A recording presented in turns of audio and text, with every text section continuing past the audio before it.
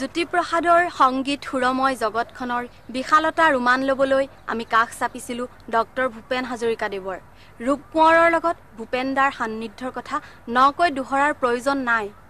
ভূপেন দা, আমি আপোনাৰ পৰা জানিব বিচাৰিছোঁ আপোনাৰ সান্নিধ্য, জ্যোতিপ্ৰসাদৰ লগত সান্নিধ্যৰ অভিজ্ঞতাৰ বিষয়ে, তেখেতৰ মহত্বৰ বিষয়ে আৰু তেখেতৰ আজিৰ দিনৰ প্ৰাসংগিকতাৰ বিষয়ে অনুগ্ৰহ কৰি দুআষাৰমান কওকচোন। মোৰ সান্নিধ্য তেখেতৰ লগত হৈছে 1936 চনত। 36 চনৰ পৰা 40 চনলৈ ওতঃপ্ৰোতভাৱে জড়িত হৈ ফিল্ম, গ্ৰামোফোন ৰেকৰ্ড এইবিলাকত যিমান গান গাব লাগে গাইছোঁ। তেখেতে যেনেকৈ শিকাইছে তেনেকৈ গাইছোঁ। তেখেতক সহযোগিতা কৰিছিলে বিষ্ণু বাইদেৱে। বহুত সময়ত এনেকুৱা দেখিছোঁ যে গানটো লিখি পেলালে, যদিও বাইদেউক লিখি পেলোৱাৰ পিছত এটা সুৰৰ স্কেলিটন দি দিলে, দি পেলাই তেজ মহন্তই দে বুলি পেলাই মোৰ ফালে আগুৱাই দি পেলাই কৈছে গোৱাচোন এতিয়া, গোৱা। আৰু বিষ্ণুপ্ৰসাদ ৰাভাক কয় যে তুমি বাকীখিনি মিউজিকখিনি তুমি ঠিক কৰি দিয়া। এনেকৈ অসম সাহিত্য সভাৰ 1936ৰ অধিৱেশনখনত ৰঘুনাথ চৌধুৰী আহিছিলে। তাত প্ৰথমেই মানে পৰি যাওঁ ভূপেন হাজৰিকাই চব, মানে মই অকণমান ল'ৰা কিন্তু সুৰৰে দেউলৰে ৰূপৰে শিকলি, সুৰৰে দেউলৰে সেই ঘেৰি মুকুটটো আমাৰ দ্বাৰাই কটাইছে। কোনোবা এটা ৰূপৰ কৰিছে, কোনোবা এটা সোণৰ কৰিছে, সোণালী ৰঙৰ কৰিছে। এইবিলাক কৰি পেলাই একেবাৰে সোমাই গ'লোঁ আৰু তাতে মিউজিক ফেক্টৰী এটাতে মই মোৰ আৰু প্ৰাৰম্ভণ মানে সেই মিউজিক ফেক্টৰীটোৰ ল'ৰা ছোৱালীবিলাকৰ হিৰো ময়ে, অভিনয়টো মই, হেৰিটো মই। গতিকে খুব মৰম কৰি দেউতা আৰু মাৰ পৰা এদিন আহি পেলাই ক'লেহি যে কাৰেঙৰ মোৰ জয়মতীৰ গীতকেইটা বেয়া হ'ল, শব্দ বেয়া হ'ল, শব্দ নিয়ন্ত্ৰণ বেয়া হ'ল। গতিকে মই আকৌ তাক পুনৰ ৰেকৰ্ড কৰিব খুজিছোঁ, বাণীবদ্ধ কৰিব খুজিছোঁ। গতিকে জয়মতীখনো কৰিম। ফিল্মত অলপ কষ্ট পালোঁ, বহুতে মোক বেয়া বুলিছে। গতিকে মই অন্ততঃ গানখিনি ইমৰ্টেল কৰিবৰ কাৰণে মই আকৌ গ্ৰামোফোন কোম্পানীৰ সহায় লৈছোঁ, লৈ পেলাই তাত গ্ৰামোফোন পালা কৰিম। তে গৈ পেলাই যিমান গান তেওঁ শিকাইছে, একেবাৰে হাতত ধৰি শিকাইছে অলমষ্ট, সেই গোটেইখিনি গাইছিলোঁ। সেই সান্নিধ্যটো সংগীতৰ থ্ৰুৰে হৈছিলে। কিন্তু তাৰপিছত যেতিয়া 13 বছৰ বয়সত মই অগ্নিযুগৰ ফিৰিঙতি মই লিখিলোঁ, তেওঁ প্ৰথমেই ক'লে যে তইতো ভাল কৰিছ, অগ্নিযুগৰ সুৰ কি দিছে বোলে, হেৰি অগ্নিযুগৰ ফিৰিঙতি। মই তাতো আকৌ আই নামৰ সুৰ এটা মইহে কাৰণ অনুপ্ৰাণিত হৈছোঁ। অগ্নিযুগৰ ফিৰিঙতি মই ৰাম ৰাম তুলসীৰে তল, এইটো কিন্তু আমি ইনফ্লুৱেঞ্চ হৈছোঁ জ্যোতি বাইদেউৰ হেৰিৰ পৰা। আৰু তেখেতে যিবিলাক দিছিলে সেইবিলাক মই অলপ পিছত ক'ম, সুৰৰ উদাহৰণ দি পেলাই মই পিছত ক'ম। তেওঁৰ লোকসংগীতৰ ধাৰাৰ কি প্ৰভাৱ পৰিছে, বৰগীতৰ কি প্ৰভাৱ পৰিছে, স্কটিছ টিউনবিলাকৰ কি পৰিছে, সেইবিলাক মই পিছত ক'ম। এতিয়া খালি ক'ব ওলাইছোঁ এইটোৱেই যে তেওঁ বহুমুখী প্ৰতিভাৰ মানুহ আছিলে। তেওঁ অৰ্ডিনেৰী ফিল্ম মেকাৰ নাছিলে, তেওঁ অৰ্ডিনেৰী গায়ক নাছিলে, তেওঁ অৰ্ডিনেৰী গীতিকাৰ নাছিলে। He was a total personality, যি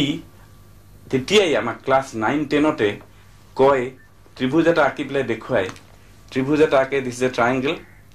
এই বেছটো যিমানে ডাঙৰ হ'ব, পিপলছ কালচাৰ যিমান পিপলক তুমি হেৰি কৰিব পাৰিবা, ত্ৰিভুজটো সিমানে ওখ হ'ব। যিমানে বেছ পিপলৰ ওচৰত ৰাখিব পাৰিবা, সুৰ যদি তুমি দিব খোজা, তে পিপলৰ মাটিৰ গুণ থকা সুৰৰ ওপৰত ভেটি কৰি তুমি তাৰপিছত তুমি পৃথিৱীখন লগোৱা। কিন্তু চিন্থেচাইজ হ'ব লাগিব, চিন্থেচিছ হ'ব লাগিব। হেৰি এংলো ইণ্ডিয়ান বা ইণ্ডো এংলিয়ান খিচুৰি হ'ব নালাগিব। এফালে কেৰু, এফালে ইয়াৰিং, এফালে লিপষ্টিক, এফালে জেতুকা, সেই সোপা আৰ্ট নহয়। আৰু এটা মানুহে ট্ৰিনিটি কলেজ অফ মিউজিকৰ নিচিনা কেম্ব্ৰিজ ইউনিভাৰ্চিটিত পঢ়ি শুনি আহি সমাজ বিজ্ঞান আৰু সংগীত আহি পেলাই লাহে লাহে লাহে লাহে মটৰেৰে পেৰিছৰ পৰা মটৰেৰে আহেনে বাৰু মটৰেৰে আফগানিস্তান হৈ আহি পেলাই লাহোৰলৈ আহিছে তাতে ঠিক কৰিছে এখন ছবি কৰিম ইফালে তেওঁৰ বন্ধু উফা লেবৰেটৰীত তেওঁৰ সহপাঠী হেৰিৰ বহুত টকা পইচা আছিলে হিমাংশু ৰায় তেওঁৰ সহধৰ্মিনী বা প্ৰেম তেতিয়া বোধহয় সহধৰ্মিনী হৈ গৈছে দেৱিকা ৰাণী আমাৰ দাদা চাহেব ফাল্কে এৱাৰ্ড প্ৰথম যিগৰাকী পাইছে সেই দেৱিকা ৰাণী আৰু তেওঁলোকৰ সংগৰ মানুহ আহি মটৰ দি আহি সাউণ্ড ইঞ্জিনিয়াৰ এজনক লৈ যি ডুবালে তেওঁ কোনোবা পাঞ্জাবী আছিলে তেওঁৰ নামটো ক'বলৈ খং উঠে মোৰ এতিয়া আহি ভোলাগুৰিলৈ আহিলে ভোলাগুৰিত আহি পেলাই ভোলাগুৰিত ইম্প্ৰভাইজড লেবৰেটৰী এটা কৰি ল'লে তেনেকে গোটেই জাতিটোকে এনেই ৰাজনৈতিকভাৱে মৃত্যু বাহিনী খোলা মানুহটোৱে ইণ্টেলেকচুৱেলি গোটেই অসমীয়া সমাজটোক তাৰপিছত তেওঁৰ জাৰ্ণেলিজমতো কম নাছিল আনকি তেওঁৰ শিশু সাহিত্যতো কম নাছিল শিশু সাহিত্যত কিবা ৰামৰ বনবাস হৈছে 14 বছৰ সেই বনবাসৰ সেই বনানীখিনি অসমীয়া বাঁহৰ চুক নহ'লে লেখেনে বাৰু বনৰ বাজনা বাজে বন ভাওনাৰ গান বান ওজা পালি তোল পাৰ হল বাঘে ভোৰ তাল বাই হাউম হাউম হুকৰ ঘুকৰ ঘেক ঘাউম ঘাউম কু কু কু কু খাউম খাউম ভু ভু ভুক ভুক ভেক হুম হুম খেক খোৱা খক খোৱা এনেকে গোটেই আমাৰ বাঁহৰ তলখন যেন বনানী হৈছিল তাত অসমীয়া কৰিব খুজিছে তাৰপিছত ইফালে হেৰিয়ে আমাৰ এডৱাৰ্ড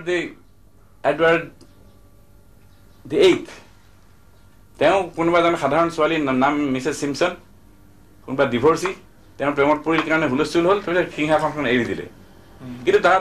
2 মাহ আগতে আমি চাইছো কাৰেঙৰ লিগিৰি য'ত একে গল ঘটনা কাৰেঙৰ প্ৰিন্স এজনে লিগিৰিৰ প্ৰেমত পৰি পেলাই সিংহাসন এৰি দিছে এখেতৰ মই তুলনা পাওঁ অকল বহুমুখী প্ৰতিভাৰ তুলনা পাওঁ পল ৰবচনৰ সৈতেহে আমাৰ জ্যোতিপ্ৰসাদ মাইনাছ বিষ্ণুপ্ৰসাদ ৰাভাৰ যিখিনি পল ৰবচনিজিম আছে সেইখিনি মাটিৰ এওঁ হ'ল মাটিৰ কথা আকাশৰ ফালে চাই ভাবে হাতখন মেলি দি আকাশৰ চুই থাকে ভৰি মাটিত থাকে জ্যোতিপ্ৰসাদৰ আইভৰি টাৱাৰ হেৰি নহয় ইণ্টেলেকচুৱেল নাছিলে তেখেত জ্যোতিপ্ৰসাদে পশ্চিমীয়া বহুতো সাংস্কৃতিক উপাদান তেওঁৰ সংগীতসমূহ যিটো আমি আজিকালি জ্যোতি সংগীত বুলি জানো তাত উপাদানসমূহ আনিলে আৰু অসমীয়া থলুৱা সংস্কৃতিৰ উপাদানসমূহৰ লগত আপুনি যেটো কৈছে সিনথেসিস তেওঁ কৰিলে তাৰ দুটামান উদাহৰণ আমাক দিবনে অলপ উদাহৰণ দি পেলাই মই বুজাই দিওঁ এতিয়া গোটেই ভাৰতবৰ্ষতে ব্ৰিটিছ সাম্ৰাজ্যবাদৰ বিৰুদ্ধে বিদ্ৰোহী গান লেখা হৈছে তাত কিন্তু ব্যান্ডত যিবিলাক বাজিছিলে ৱেষ্টাৰ্ণ হেৰি সেইবিলাকে নজৰুলকো প্ৰভাৱ বিস্তাৰ কৰিছিলে নজৰুল কাজী নজৰুল ইছলাম আৰু জ্যোতিপ্ৰসাদে বিষ্ণুপ্ৰসাদে তাৰ এটা উদাহৰণ হ'ল বিশ্ববিজয় নৌজৱান বিশ্ববিজয় নৌজৱান বিশ্ববিজয় নৌজৱান বিশ্ববিজয় শক্তিশালী ভাৰত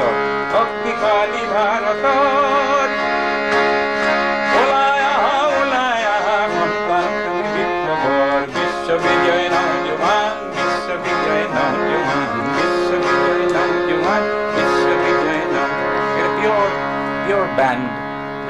অফ স্কটলেণ্ড আহিলে তাৰপিছত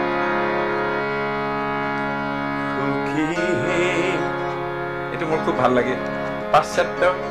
আৰু প্ৰাচ্যৰ সুৰৰ কি বিউটিফুল সংমিশ্ৰণ আৰু আঙুলি সঞ্চালন এটা নোটৰ পৰা আন এটা নোটলৈ যোৱা যাক ৰোলিং কয়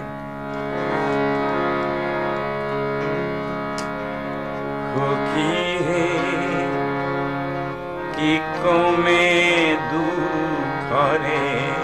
কথা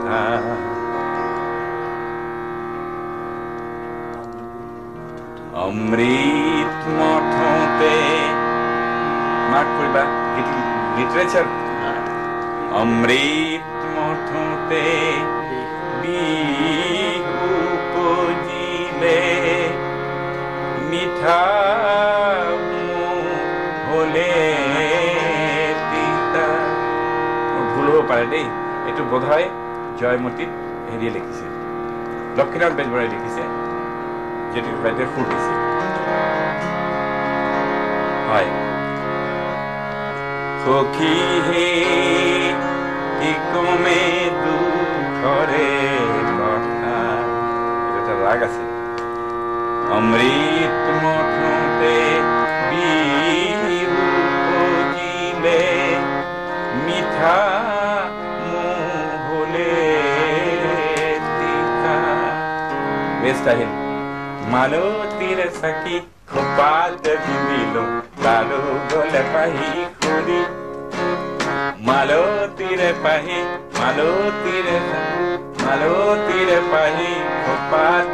দিলো কালো গলে পাহি খুলি সোণৰে সজাতে পক্ষীটি ৰাখিলো কিয় গুচি গলে মালতীৰ চাকি খোপাতে পিন্ধিলো তাৰো গলে পাহি কৰি সোণৰে সজাতে পক্ষীটি ৰাখিলো কিয় গুচি গলে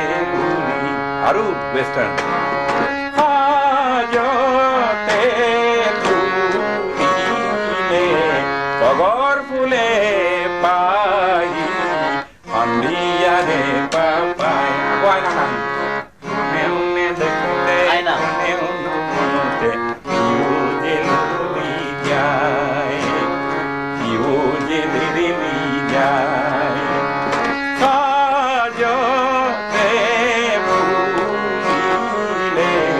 তগৰ ফুলে পাহি সন্ধিয়াৰে পাপাই